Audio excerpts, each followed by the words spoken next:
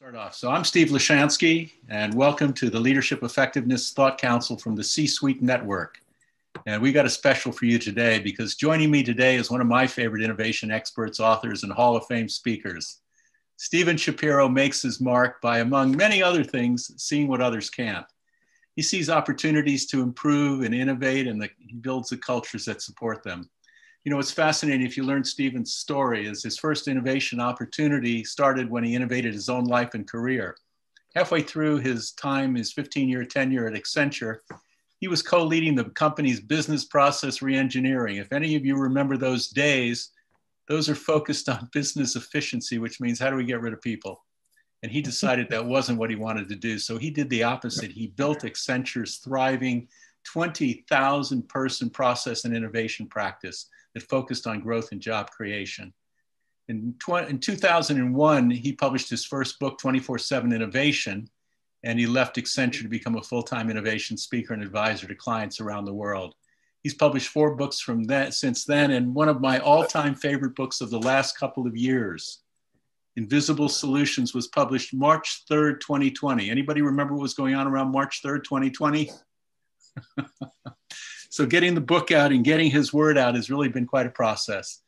Steven today continues to focus on transforming the way businesses like 3M, Procter & Gamble, Marriott, Nike, and Microsoft improve innovation practices through his customized keynote speaking, his advisory engagement, and other innovative services. So Steven is passionate and captivating. I've known Steven for many years. He used to be a New Englander and he got tired of the cold and moved to Orlando. Steve's an old friend and a colleague and a trusted, really amazing specialist on innovation. So Steven, thank you for being here and welcome.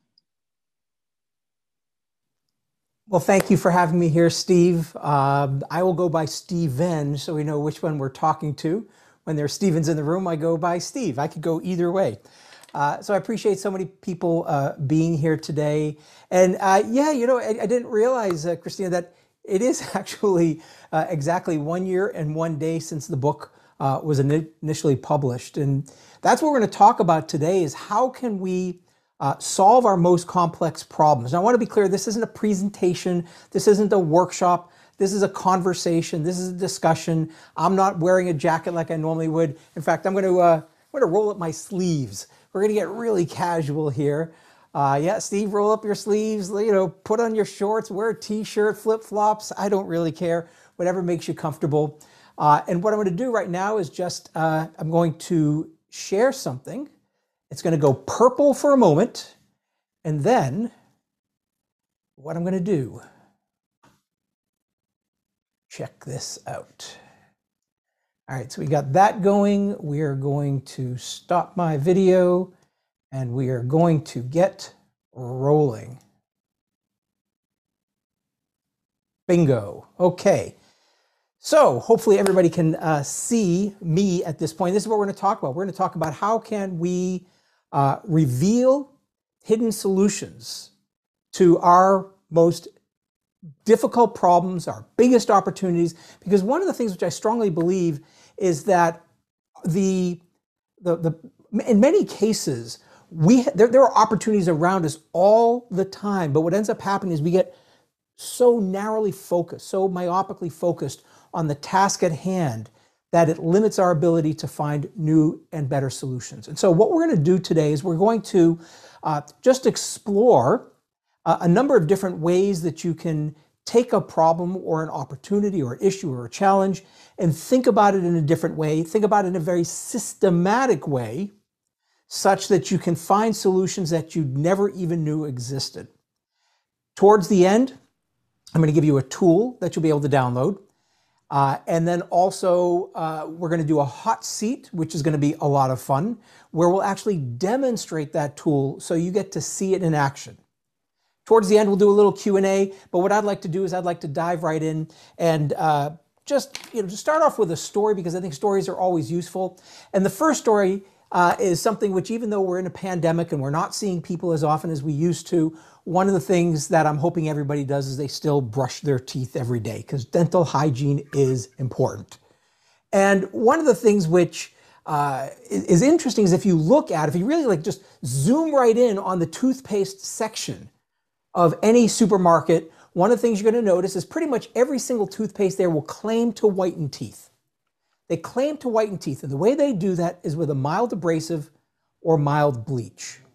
And so there was a group of dental experts in the UK that decided they wanted to solve a problem. The problem was, how can we create a whitening toothpaste that doesn't use abrasives and doesn't use bleach? And so what they did was they did what most people would do, is they spent a lot of time, money, and energy trying to create chemical compounds that would create whiteness. Now, they didn't want to use abrasives, didn't want to use bleach, and so it proved to be a very difficult task. And so they're working on this problem, they're getting ready to give up, and then somebody asks a profound question.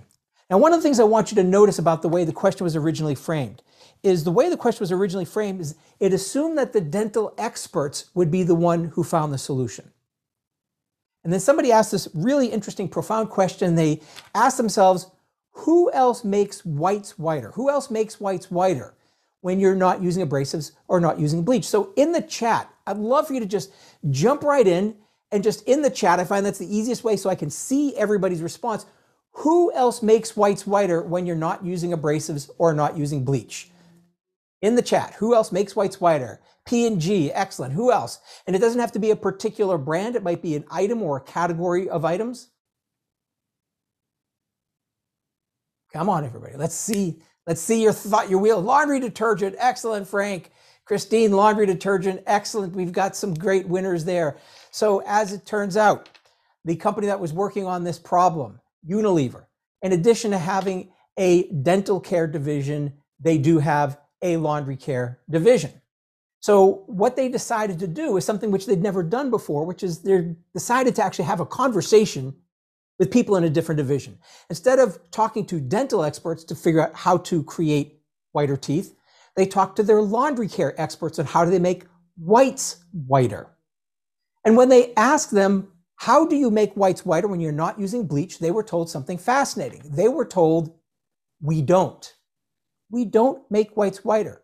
We make whites bluer.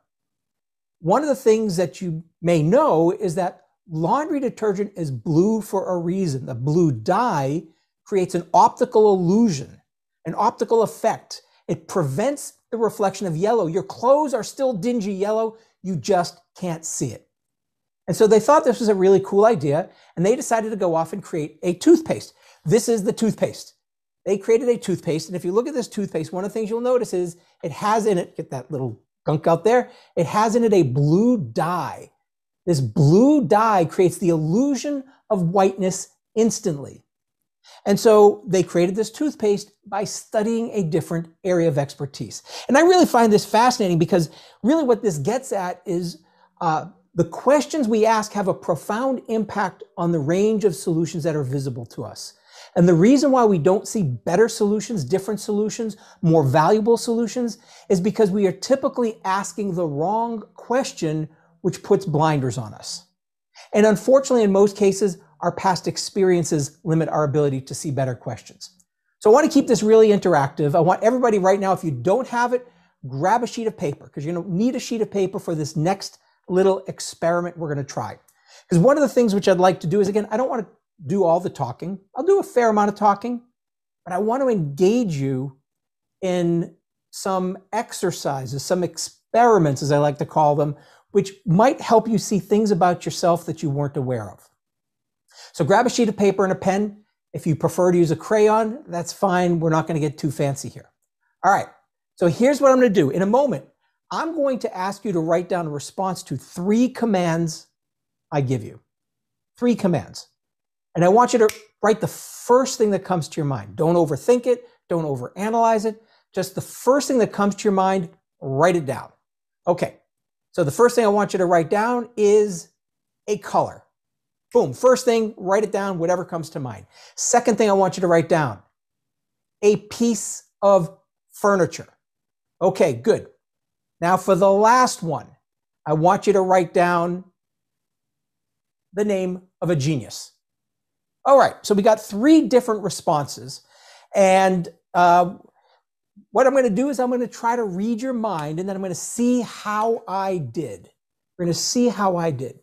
And so the first thing for the color is I suspect that most of you, we find that about 70% of you will write down red, blue, or green, or sometimes yellow, because these are either the primary colors of light, red, blue, and green, or they're the primary colors of paint, yellow, blue, and red.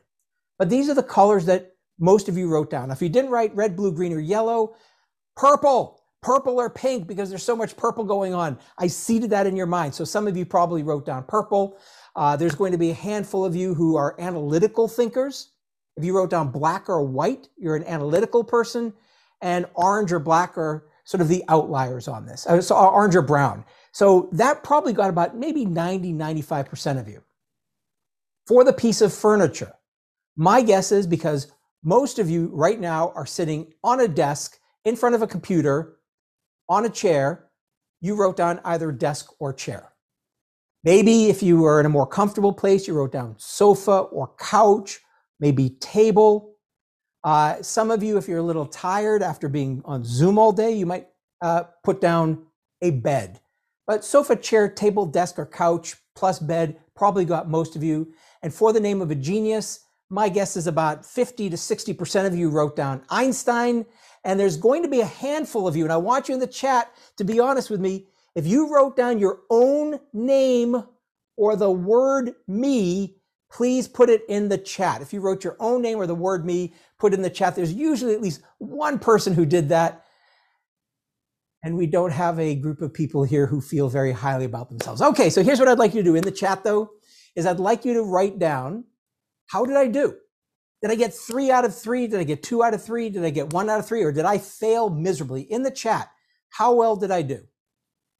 All right, 3 out of 3, 2 out of 3, 2 out of 3, 3, 3, 1, 3, 3, 1, 3, 3. Okay, we had a bunch of threes. That's good. 1, 3, 2. Excellent. I'm just curious. See, you can take yourself off mute. So where I like totally flubbed up, where I got 1 out of 3. I don't think I got 0 out of 3 with anyone. What was something you wrote down you think is sort of an unusual answer? Like for maybe furniture, you wrote down stool, which is another one, or bookcase, which is one that people write down. What's something that you wrote? You can unmute yourself and just shout out, what is something that you wrote down, whether it's a color or fuchsia? What did you write down? So just shout out a few things. Black. Black. Okay, well, I said if you're analytical, you'd have black or white. So we did have that one. Good. What else? Anybody have a good genius? Maybe it was Tesla. Maybe it was Steve Jobs. I have Socrates. You have Socrates. Socrates, yeah. Yes, excellent, brilliant.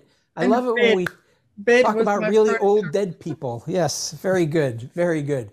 All right, so here's what just happened. Here's why we do this. Is yes, it's sort of a fun exercise, and hopefully it gets you thinking a little bit. But what I want you to start seeing is that our past experiences are going to limit our ability to see different and potentially better futures. Our past experiences are going to limit our ability to see different or better futures. Because what happens is, if you think about the way the brain is wired, the brain's primary function is not innovation, it's not change, it's not about being different. The brain's primary function is survival. It's survival. And so what the brain assumes is everything that you did prior to being here today on this call, if it didn't kill you, it was safe to do it again. Therefore, what the brain does is it creates something called neural pathways. And neural pathways are paths or grooves to things that we've thought about for a long time, we think about on a regular basis, or we've thought about recently, like purple. Maybe you don't think about purple all the time, but you have that recency bias because I talked about it recently. So these are the 3 things we tend to go to, is things we thought about for a long time, things we think about on a regular basis, or something that we had an engagement with recently. And so this impacts our ability to find better solutions, because one of my beliefs is that expertise is the enemy of innovation. Expertise is the enemy of innovation because the more you know about a topic, the harder it is for you to think differently about that topic. And because of that, our past success is not a great predictor of future success. Our past success is a great predictor of future failure. Because what's going to end up happening is the more successful you are, the more you're going to assume that what you did in the past would keep you alive. But as you know, we are in an environment where the world is changing. The past 12 months have changed more than probably any of us ever expected. And because of that, we need to start rethinking the world. So why? So let's come back to the colors for a moment. Red, blue, green, and yellow. These are the colors which most people write down.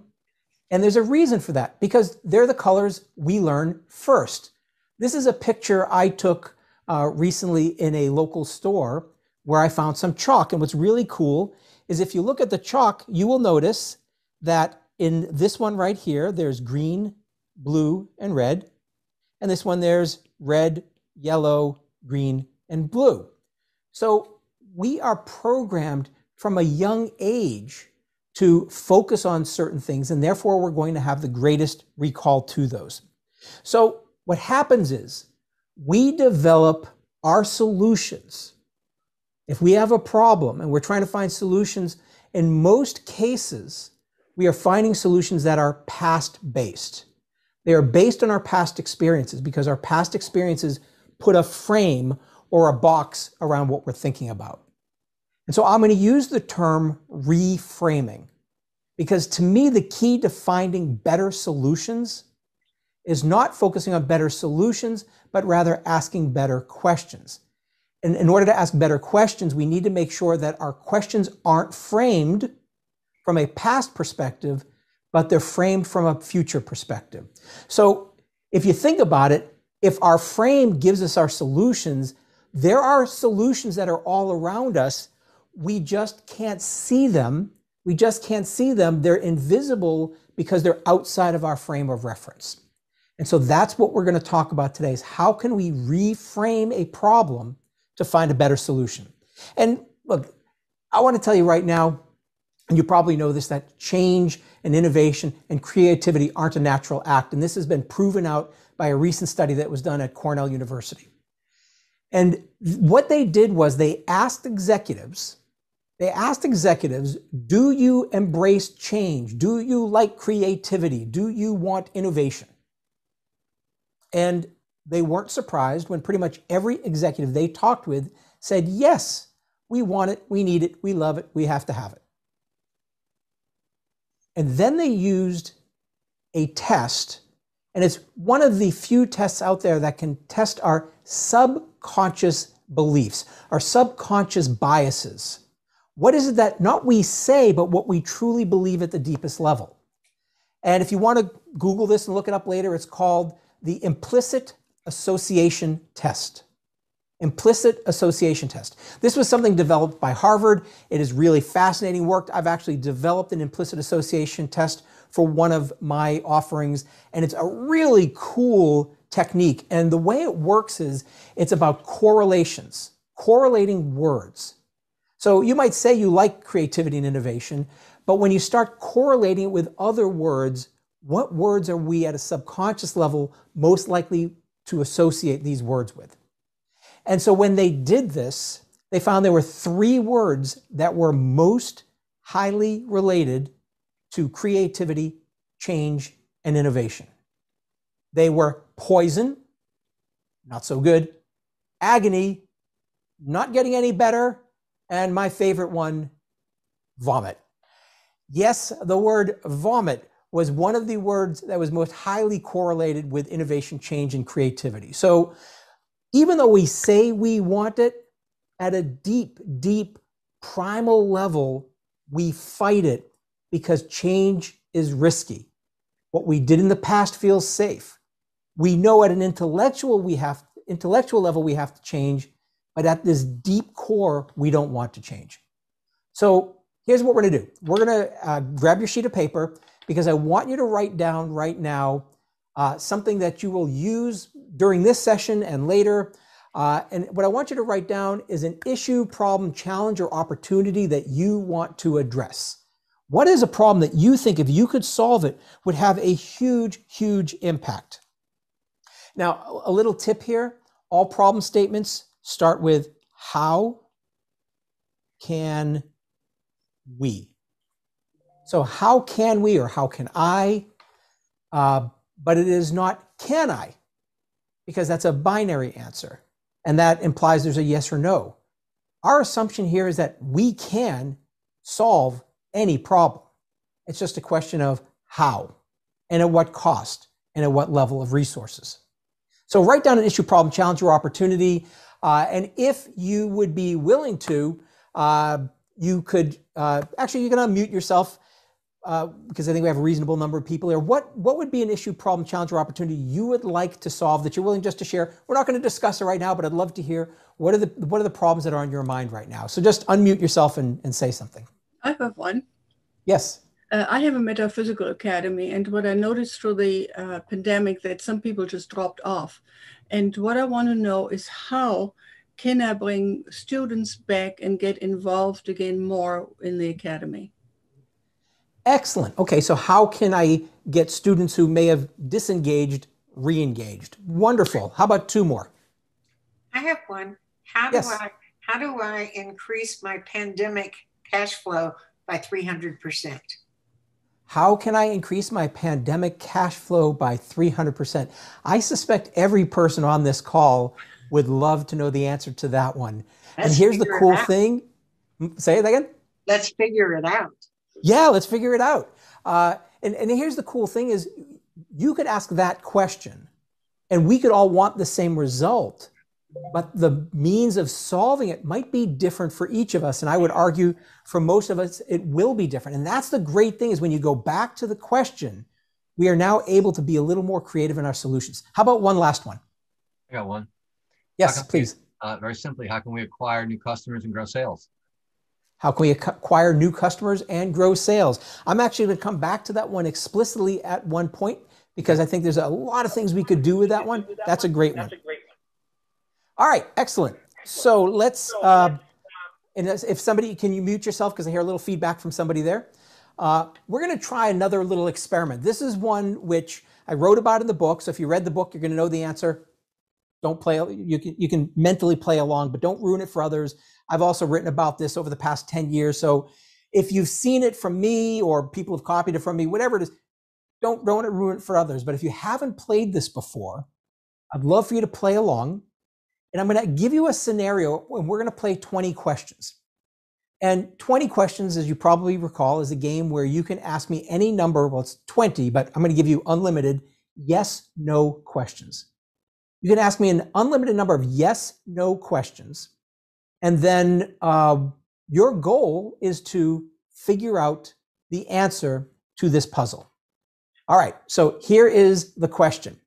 And the question is this. A person goes in to a hardware store and they could buy 6 for $6, 12 for $12, or 24 for $12.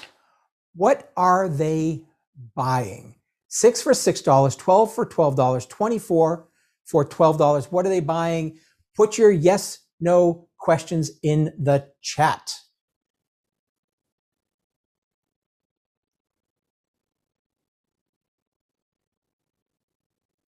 And if somebody wants to unmute yourself and if you find that's just a lot easier, go for it. Is it a physical product? Yes, Frank, it is a physical product. Is it a pair of socks? No, it is not a pair of socks. An even association of 1 for 1. I guess is that a question like is it one item for, I'm not sure, Larry, if you could just elaborate on the question. I want to make sure I understand it. No, I was just thinking that you have an item per dollar, one item for each dollar. So 6 items, $6, 12 items, $12. So you're basically buying whatever the item is, you're buying it for a single unit of $1. And it seems to grow linearly like that. Sort of, not really. Hard to answer that one. I missed it. I'm sorry. I think you said 24 for 24, not 24 for 12. No, 24 for $12. Oh, I'm sorry. I missed that. Okay. It doesn't apply. Let's see. Something to build with? No, it is not something you build with. Can you fit it into the palm of your hand, Andrew? Yeah, you could probably fit it into the palm of your hand, but most people, if they bought this, it would probably be bigger. How about a couple more? And then at some point, I'm going to stop you in a moment. Is it a BOGO? Buy 12, get 12 free. Love that. It is not a BOGO. It is not perishable. It is not something you would drink. Or donuts. It's not donuts as much. Oh, now you're making me hungry. Can you eat it? No, you can't eat it. It's not a gift card. It's definitely not seasonal. These are, and I love these questions. I just want to point something out. So one of the things which we tend to do, and my guess is, I'm not in your head, but my guess is if I were able to get into your head, I would see the way your wheels are spinning. And the way your wheels are spinning is you assumed a particular product. So for example, maybe you assumed they were nails or screws. So instead of asking, are they nails or screws, you might ask the question, can I fasten something to something else with it? Or if you thought it was a ruler, you might ask the question, is it something that you use to measure things? Is it a postage amount? It is not a postage amount. So what happens though is we tend to ask questions designed to validate what we believe to be true. And in most cases, either, and this is the crazy part, is either whatever, we get an answer that actually says, no, what we believe to be true is wrong, and we should ignore it and move on to something else. But in many cases, we're going to have a glimmer of hope that maybe our idea was right, and we just asked the question the wrong way. And if I ask it a different way, my answer will be right again.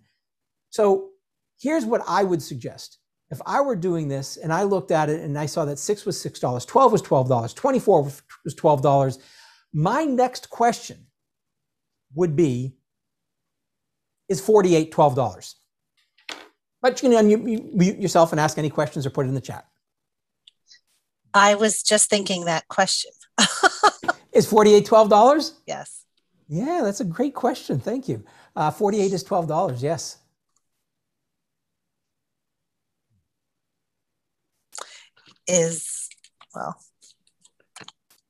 Yeah, just shout it out. These are all great questions.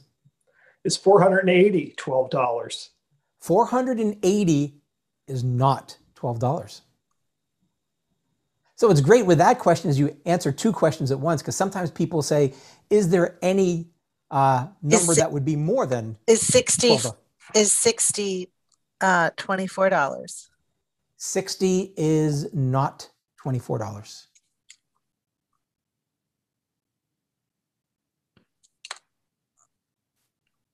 All right, I'm going to give you just two little hints. I'll give you three little hints.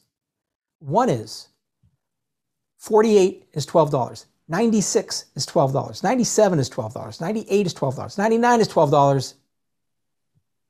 But 100 is not $12. So it's now here's the clue. Sorry? It's doubling, 6, 12, right? 48. Well, I was doubling it, but that's just because that's how I was structuring the questions, slightly to mislead you. I will give you a clue that's not going to help. I promise you, if you listen to this clue, you're going to go in the wrong direction, but it's been scientifically proven that buying this item will reduce the risk of death from a heart attack. You're not going to get it from that. So I'm going to give you one last clue. If I owned this house and I went to the hardware store and I bought this item for this house, I would spend $30. I would spend $30. Does that help?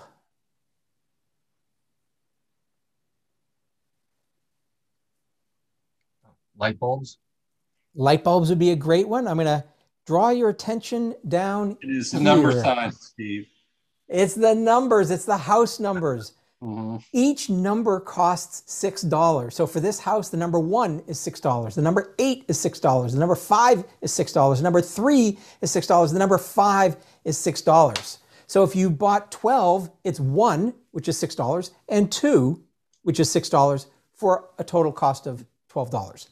Now, the reason why this reduces the risk of death from a heart attack is because if an ambulance comes to your house and they don't know which house it is, and they can't find the house numbers, they may get to your house a little later, which for something like this, time is so critical. So make sure you have big house numbers in front of your house. All right, so the reason why I use this example though is because I think it's just a really interesting way of just explaining the power of questions, and the questions we tend to ask don't normally yield the data that we need.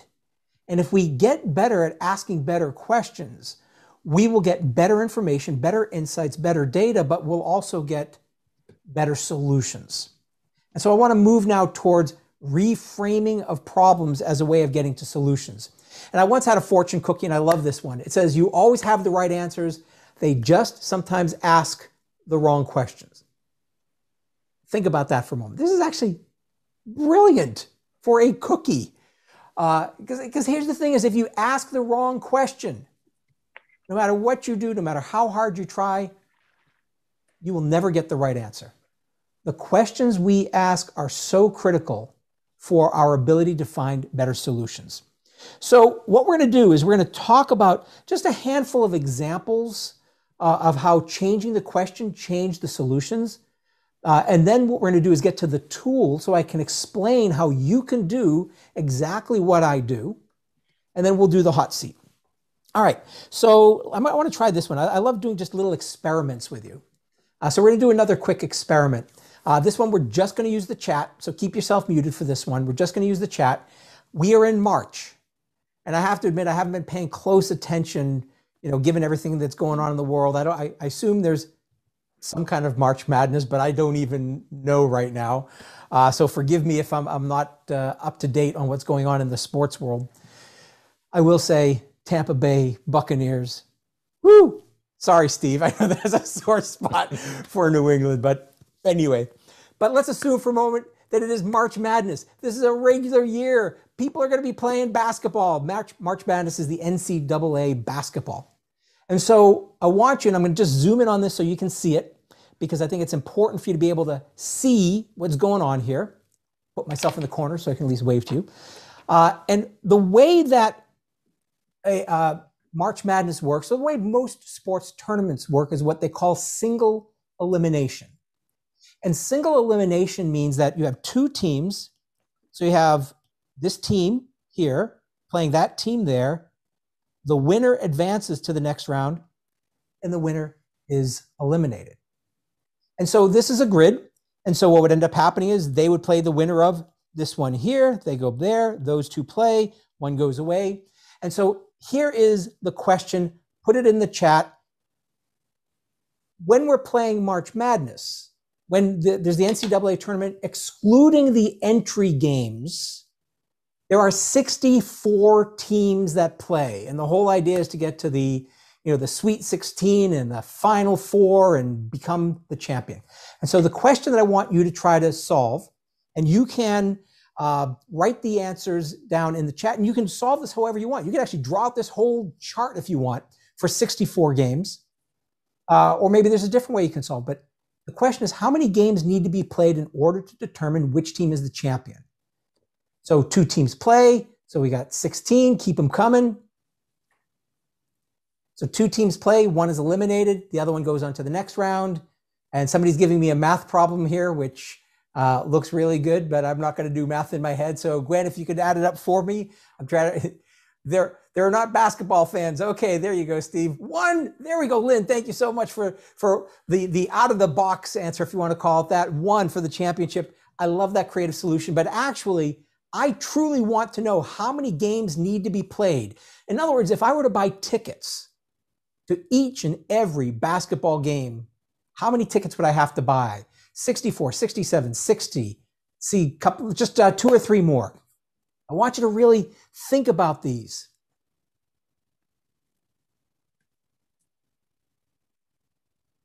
$63, excellent. 1 again, and 47. All right, so here's what we're gonna do is we're gonna change the question. Again, this is all about the question. This is all about the question.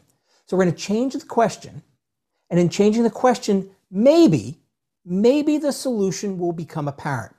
So instead of asking how many games need to be played in order to determine which team is the champion, if we change the question to how many games need to be played to eliminate the losing teams.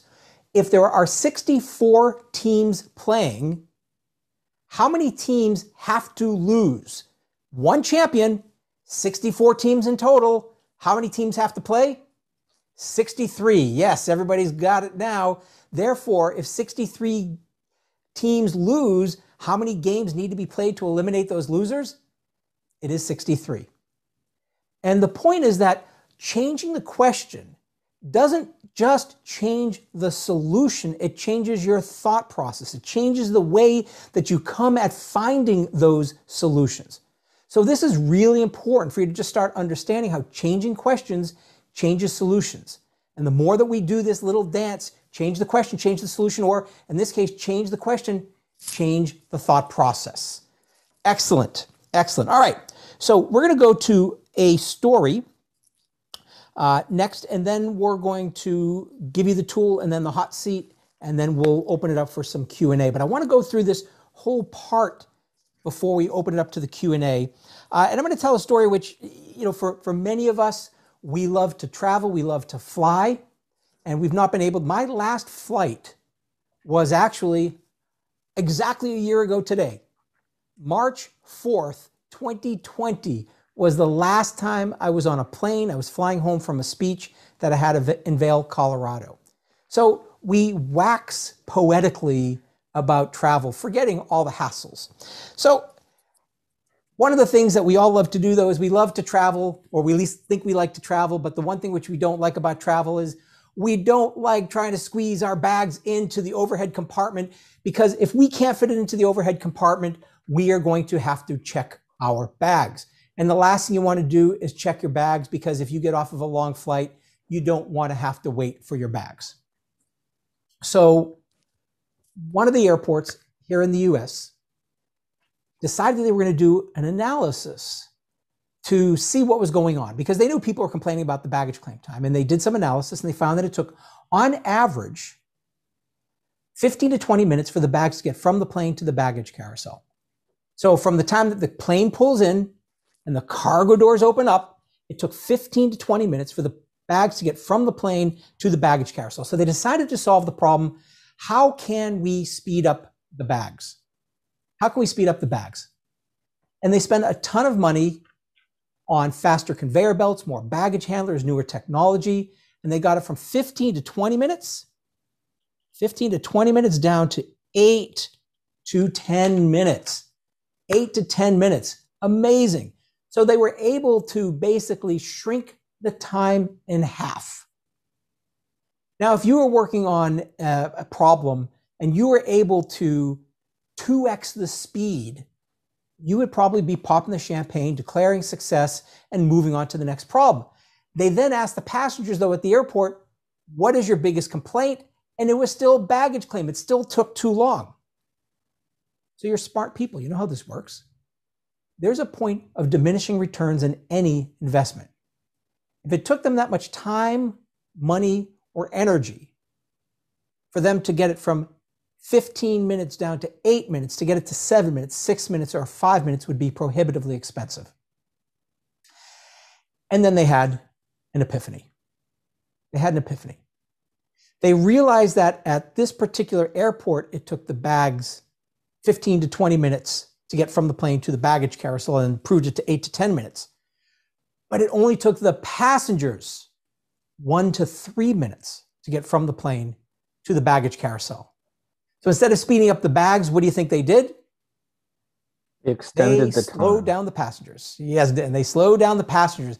They literally reconfigured the airport so that it would take on average 8 to 10 minutes for the passengers to get from the plane to the baggage carousel. They get to the baggage carousel, their bags are waiting for them, they are happy. So what was going on here? Well, there's two things that are going on. One is we experience wait time differently than we do busy time, the walking time. Because when we're busy, time seems to fly. When we're waiting, it crawls. But the other thing that was happening is they were solving the problem, how can we speed up the bags, when in fact, maybe the bigger question was, instead of how can we speed up the bags, how can we reduce the wait time? How can we reduce the wait time? Now, this seems the same. Speed of bags, wait time, they're the same problem, but they're not. Because the speed of the bags is only one part of wait time. It's the speed of the bags and the speed of the passengers. So what they did was, when they reconfigured the airport, they got a different solution. But here's what's so exciting. What's so exciting. So this is, look, we're changing, we're making people walk longer. You'd argue that's not a great innovation. But look what we could do. We could change one word in a problem statement. This is where I get excited. We could change one word in a problem statement, and we could fundamentally change the range of solutions. We can go from how can we reduce the wait time to how can we improve the wait time. So now we're not talking about speed, we are talking about experience. And think about this for a moment. We changed one word to how can we improve the wait time, and your brain is probably immediately going to where I am sitting right now, which is Orlando, Florida. Why? 3 miles away from me on one side is Universal Studios. 4 miles away behind me is SeaWorld. 5 miles away on the other side is Disney World. These are the masters of the wait time using technology such as FastPass, but they're also masters of the wait experience. And I want to share with you one particular ride because I think this is just brilliant. There's this one ride at Universal Studios called the Race Through New York with Jimmy Fallon. And if you've been on, it's a really cool virtual reality ride where people are going through New York City on a virtual reality roller coaster. But one of the things that the ride designers were concerned about was that the way the ride was configured is there was going to be a long wait time. So they decided they wanted to find a way of changing the wait experience. And so instead of doing what everybody else would normally do with lines, they actually did something fundamentally different. When you walk in, this is actually a model of Rockefeller Center where you can see all the different NBC shows, such as The Tonight Show. You've got all the old Tonight Show hosts there. Johnny Carson, if you were a big fan of Johnny Carson, you get to look at all of his memorabilia. There's games to play. There's going to be comfy seats that you get to relax on and sit on and enjoy. Hang out with pandas if that's your thing. Of course, you could charge your phones. And there's going to be entertainment such as, in this case, a barbershop quintet.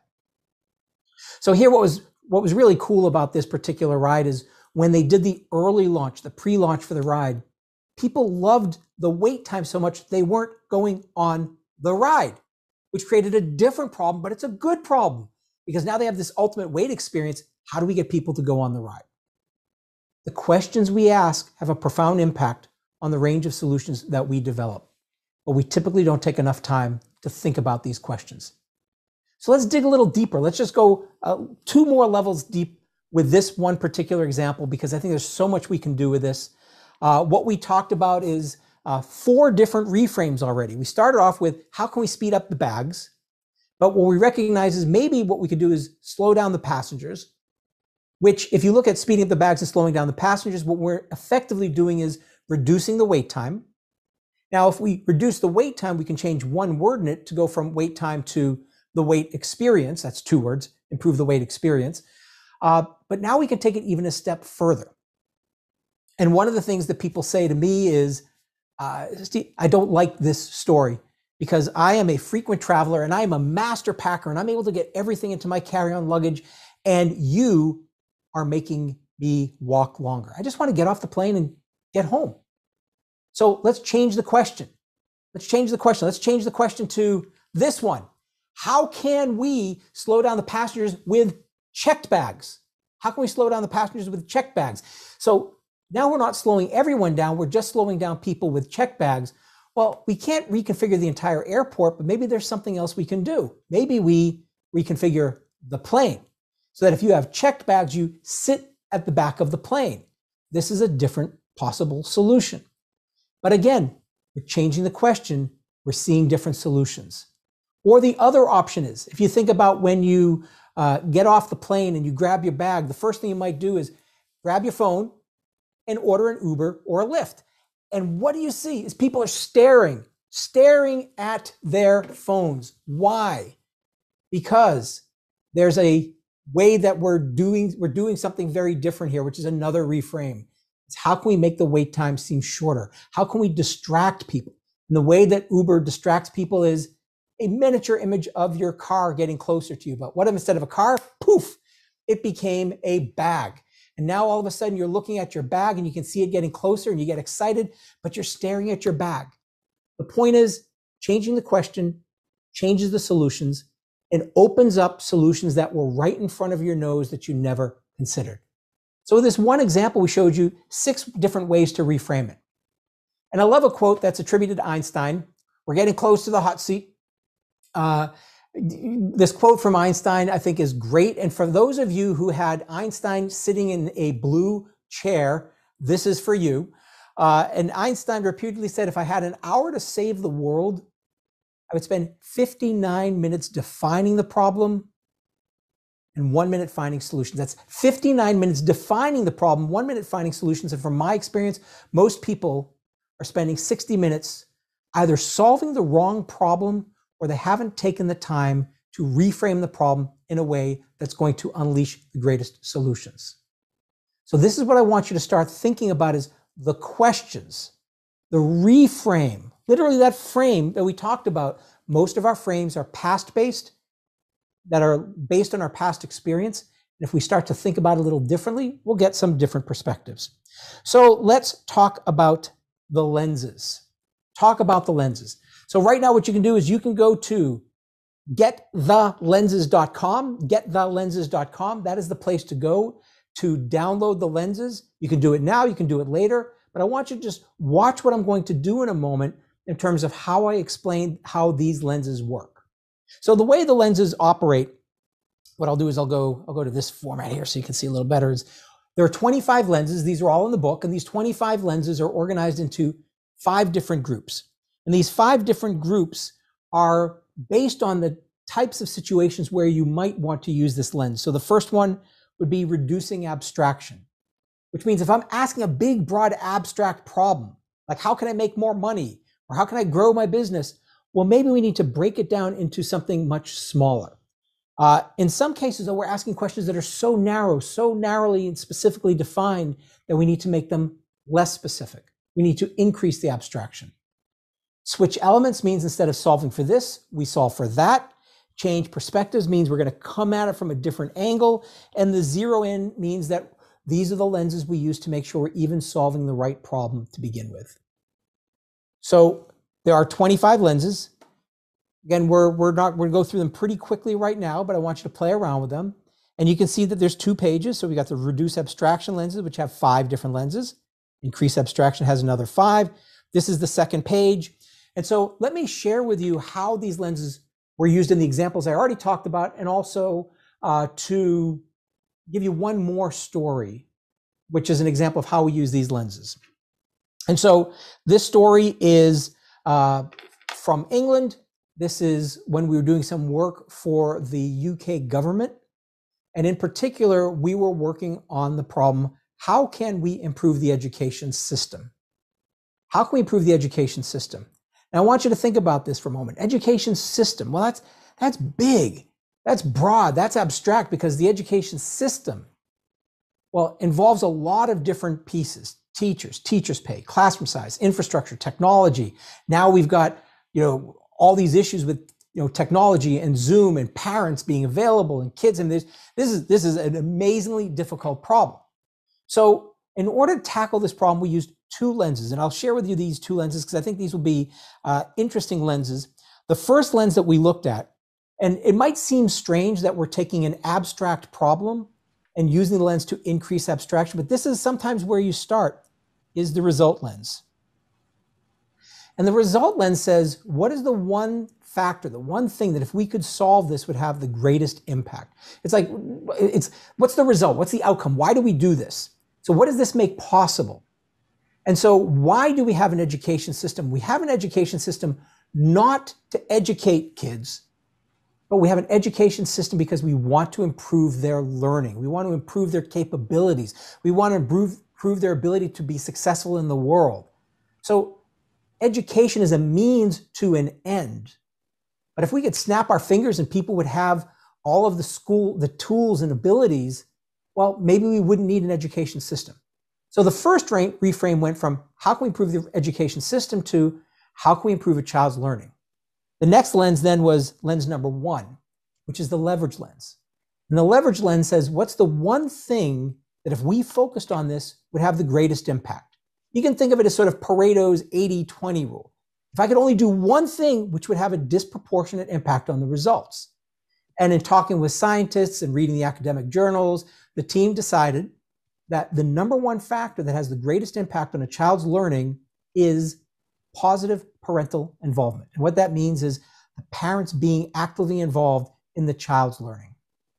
So when that problem was posed, a solution was found in a matter of weeks in Bogota, Colombia, where there's an experimental school that has 100% positive parental involvement.